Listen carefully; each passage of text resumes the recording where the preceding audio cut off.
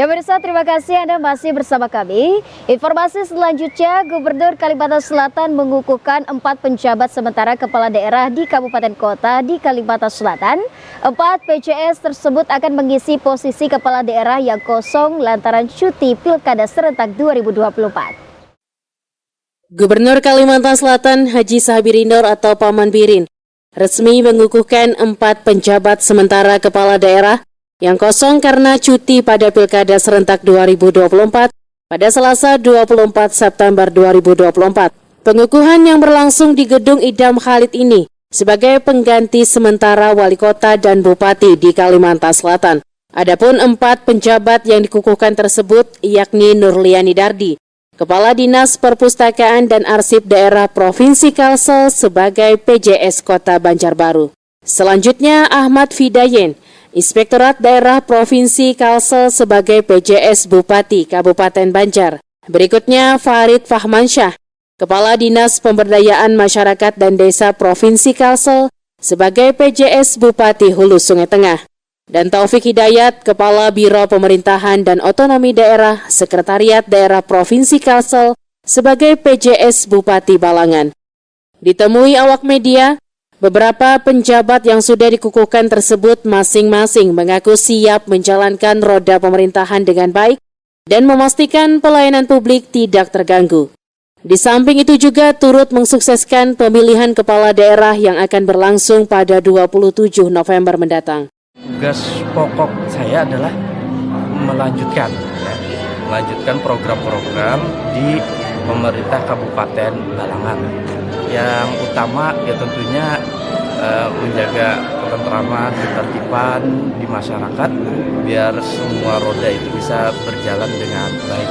Nah, apalagi kita sedang menjalani masa-masa tahapan Pilkada tahun 2024 ini.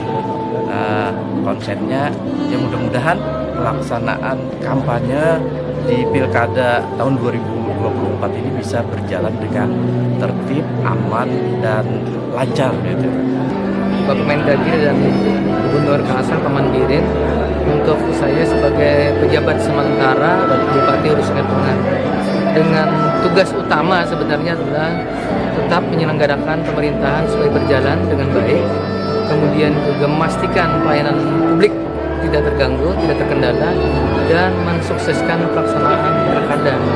Jadi sebenarnya itu yang paling urgent dari pelantikan seorang PJS karena pejabat definitifnya sedang melaksanakan cuti di luar tanggungan negara. Jadi mohon doa restunya bahwa semua berjalan dengan baik. Kita menjalankan fungsi pemerintahan dan sehingga tidak terjadi kekosongan. Jadi selain itu juga kita memastikan netralitas ASN menjelang pilkada, bahwa seorang ASN itu tidak boleh berpihak kepada salah satu calon, jadi dia harus netral. Sementara itu, dalam sambutannya, Gubernur Sabirinor mengucapkan selamat kepada 4 pejabat teras Pemprov Kalsel yang baru dikukuhkan.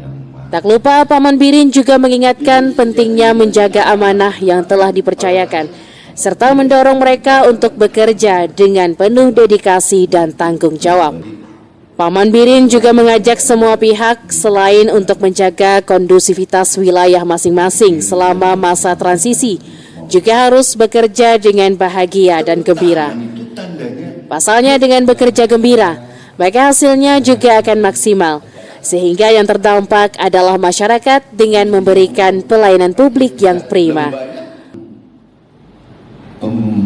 Menggelorakan semangat karyawan-karyawati untuk bekerja gembira. Karena kalau bekerja gembira pastinya semangatnya akan muncul. Kegembiraan yang kita ciptakan itu adalah suri teladan yang diberikan, diajarkan oleh baginda Rasulullah Sallallahu Alaihi Wasallam. Mohail, Banjar TV.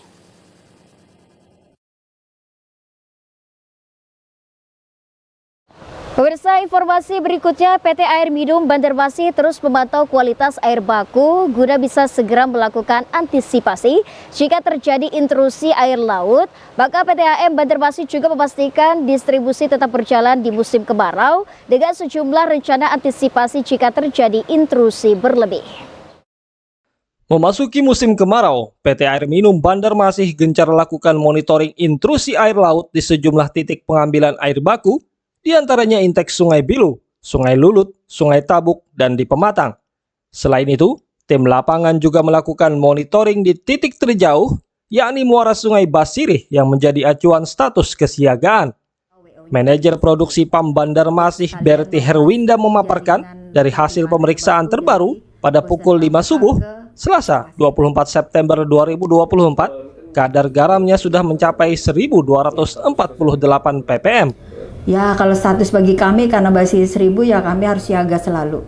Ya, siaga selalu demi memberikan pendistribusian air bersih yang terbaik buat masyarakat pelanggan kita di Kota Banjarmasin.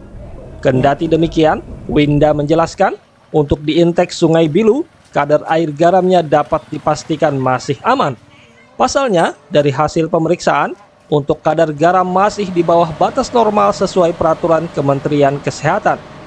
Ia juga menuturkan, untuk memastikan pelayanan distribusi tetap berjalan dengan baik, tim PAM Banjarmasin secara rutin melakukan monitoring. Bahkan untuk persiapan, apabila kadar garam meninggi, PAM Banjarmasin sudah merencanakan beberapa langkah, seperti pengurasan intek yang ada di Sungai Bilu.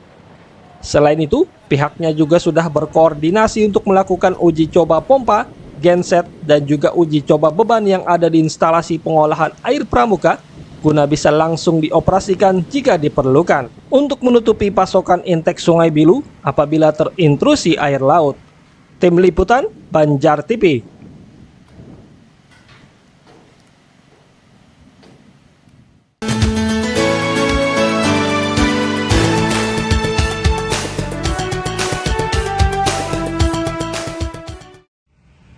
Memasuki musim kemarau, PT Air Minum Banjarmasin pastikan layanan distribusi tetap berjalan dengan baik dan normal.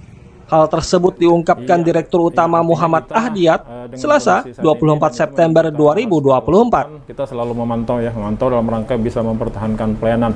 Kita semaksimal mungkin dengan kondisi saat ini pelayanan tidak terganggu. Kalaupun terganggu aja kita minimalkan lah. Meski status siaga sudah ditetapkan, lanjut Ahdiat, untuk sumber air baku yang ada pada Intek belum sepenuhnya terkontaminasi dengan air laut. Dirut menjelaskan, status siaga ini diterapkan agar tim di lapangan bisa selalu siap siaga apabila intrusi air laut naik, sehingga bisa segera melakukan antisipasi. Di antara rencana langkah antisipasi tersebut adalah pencampuran air baku dari Intek Sungai Tabuk dan Pematang dengan air baku Intek Sungai Bilu. Dirut juga menyampaikan agar para pelanggan tidak perlu khawatir akan adanya gangguan distribusi air bersih. Pasalnya, PAM Banjarmasin akan terus berupaya memberikan pelayanan terbaik kepada masyarakat. Tim Liputan Banjar TV. Selanjutnya pemirsa, pemerintah mempersiapkan perubahan status Pegunungan Beratus di Kalimantan Selatan dari hutan lindung menjadi taman nasional. Ini dilakukan mengingat Kalsel merupakan satu dari 4 provinsi di Indonesia yang belum memiliki taman nasional. Gubernur Kalimantan Selatan Sahbiri Nur melalui Sekretaris Daerah Provinsi Kalsel Roy Rizali Anwar membuka secara resmi rapat persiapan kajian kebijakan pengelolaan Pegunungan Beratus dalam rangka usulan perubahan fungsi menjadi Taman Nasional yang berlangsung di Banjarbaru Senin 23 September. Hadir dalam kegiatan tersebut Direktur Jenderal Planologi Kehutanan dan Tata Lingkungan, Dr. Hanif Faisal Nurrafiq, Direktur Jenderal KSDAE, Profesor Dr. Satyawan Pudiatmoko, dan Kementerian Lingkungan Hidup dan Kehutanan. Dalam sambutannya, Sekda Prop Kalsel mengatakan, Pegunungan Beratus merupakan salah satu aset alam yang sangat berharga bagi Indonesia, khususnya Kalimantan Selatan. Kawasan ini tidak hanya menyimpan kekayaan biodiversitas yang luar biasa, tetapi juga memiliki nilai sosial, ekonomi, dan budaya yang tak ternilai bagi masyarakat di sekitarnya. Oleh karena itu, Paman Birin berharap Usulan perubahan fungsi kawasan hutan dari hutan lindung menjadi taman nasional merupakan keputusan yang harus dilakukan secara cermat. Persiapan awal ya terkait peningkatan status kawasan hutan lindung menjadi taman nasional di area Pemulung 600. Banyak manfaat untuk daerah maupun untuk masyarakat yang akan diperoleh apabila itu statusnya menjadi taman nasional. Kemudian kita berharap karena pembiayaan dan sebagainya sudah dialokasikan oleh teman-teman di PKTL, dan harapannya di Oktober ini usulan permohonannya lengkap bisa segera diajukan oleh Gubernur, sehingga dalam waktu dekat Kadis Kehutanan akan mempersiapkan segala sesuatunya termasuk dengan teman-teman pemerintah kabupaten. Sementara itu, dalam paparannya, Direktur Jenderal Planologi Kehutanan dan Tata Lingkungan, Dr. Hanif Faisal Nurofik, menjelaskan perubahan fungsi ini diambil karena Kalimantan Selatan adalah salah satu dari 4 provinsi di Indonesia yang belum memiliki taman nasional.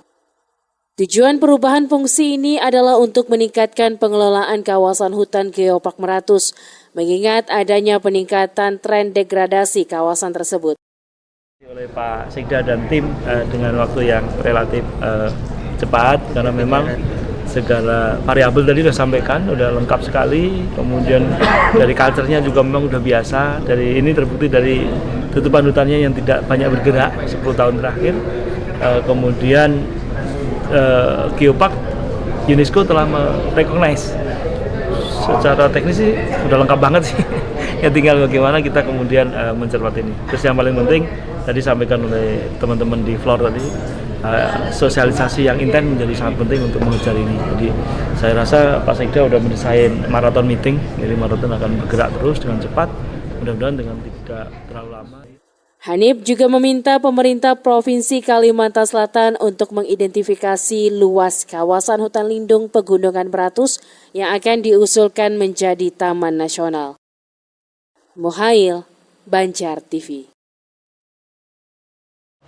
Pemirsa, puluhan anggota Satgas Pramuka Peduli Kalimantan Selatan mengikuti pembukaan Vertical Rescue yang pada kegiatan dalam rangka menambah wawasan dan kemampuan khusus dalam upaya pertolongan pada medan terjal tersebut berlangsung di Gedung Kuarda Pramuka Jalan Mula Warman, Banjarmasin. Puluhan anggota Satgas Pramuka Peduli Kalimantan Selatan mengikuti pembukaan Vertical Rescue di Gedung Kuarda Pramuka Jalan Mula Warman, Banjarmasin, Jumat 20 September. Diklat rescue ini diikuti masing-masing anggota kuartir cabang yang ada di Kalimantan Selatan. Wakil Ketua 1 Bidang Organisasi dan Hukum atau Orgakum, Haji Muhammad Rusli mengatakan, kegiatan ini merupakan program kerja dari Kuarda Kalsel untuk memberikan pemahaman dasar dan penguasaan teknik, khususnya bagi anggota Satgas Pramuka Peduli, terkait penyelamatan vertikal atau Vertical Rescue. Pelatihan Vertical Rescue ini juga bertujuan untuk mengajarkan teknik pertolongan atau evakuasi, baik manusia maupun barang, dari medan yang curang atau tinggi, baik yang kering ataupun basah, seperti tebing, menara, gedung bertingkat, sumur, dan juga jembatan gantung darurat di daerah bencana. Memang sudah menjadi agenda program kerja dari Satgas Pramuka Peduli Kuartir Daerah, didukung oleh Kuartir Daerah untuk pelaksanaan ini, di mana tujuannya adalah melatih adik-adik kita Pramuka Satgas Peduli yang ada di Kalimantan Selatan. Masing-masing tiap kuarcap ada 4 orang kita minta hadir untuk mengikuti diklat ini. Ya, nantinya diharapkan dalam penanggulangan masalah-masalah pertolongan pada kecelakaan ataupun musibah yang terjadi. Nah, ini sangat membantu nanti pada adik kita bagaimana mengatasi persoalan-persoalan di lapangan, terutama yang terkait dengan ketinggian, mungkin kedalaman sumur, juga ada jembatan gantung, itu bagaimana pembuatan. Nah, ini nanti akan kerjasama kita dengan pihak Sarnas di Banjarmasin, ya.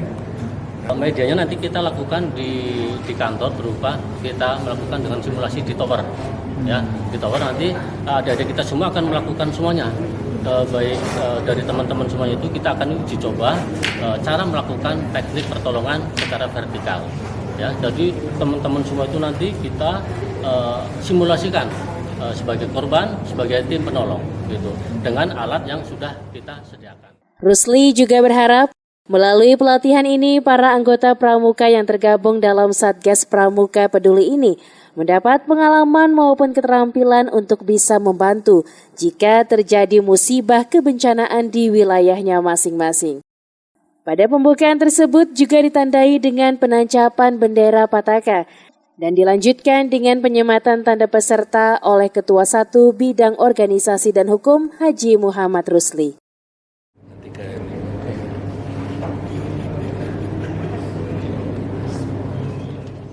Muhail, Banjar TV.